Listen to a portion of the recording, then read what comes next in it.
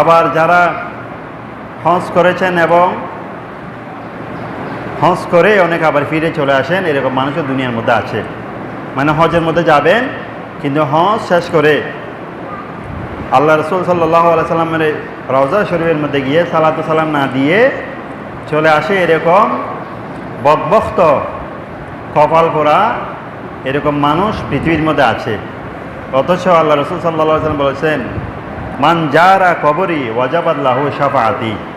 যে ব্যক্তি হজের কার্যক্রম শেষ করার পর বা যেভাবে হোক আমি রসুলের দরবার শরীফে এসে হাজিরা দিয়েছে, সালাতু সালাম দিয়েছে, দেখা করেছে, মান জারা, জারা মানে জিয়ারত, ওয়াজাবাত লাহু শাফাআতি, তার জন্য আমি রসুলের শাফাআত ওয়াজিব হয়ে গেল, আলহামদুলিল্লাহ।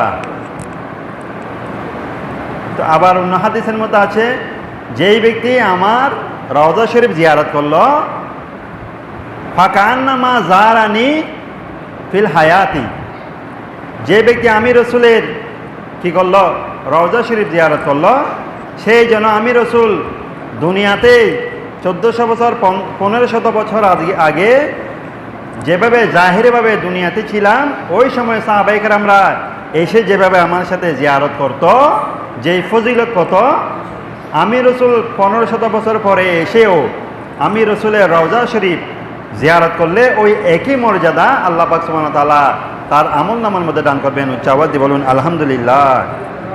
সম্মানিত হাজিরিন, আমরা যারা হজে যাব অবশ্যই অবশ্যই আল্লাহ রসুলের দরবারে গিয়ে হাজিরা দেওয়ার জন্য আল্লাহর কাছে দোয়া করব।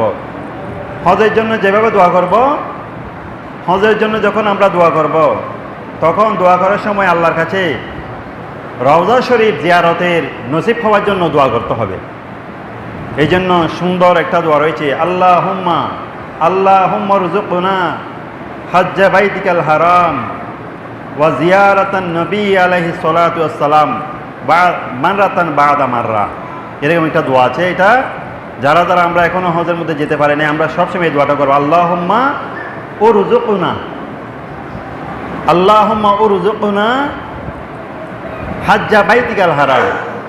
হে আল্লাহ, আমার রিজিকের মধ্যে, আমার তকদিরের মধ্যে আপনার ঘর জিয়ারত করার, আপনার ঘর দেখার, হজ করার তৌফিক দান করুন। রিজিক মানে এখানে তৌফিক দান করা।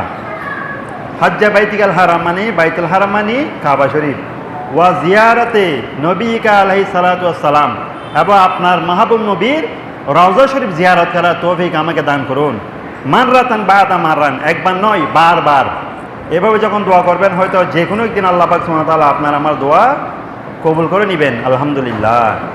সম্মানিত হাজিরিন, আল্লাহ পাক সুবহানাহু ওয়া তাআলা আমাদেরকে জীবনে যারা একবারও যেতে পারে নাই তাদেরকে জীবনে একবার হলে যাওয়া তৌফিক দান করুন, আর যারা জীবনে একবারও যেতে পারি নাই তাদেরকে যাওয়ার সুযোগ দান করা, যারা একবার গিয়েছেন তাদেরকে বারবার যাওয়ার তৌফিক দান করুন। উচ্চস্বরে বলুন আমিন।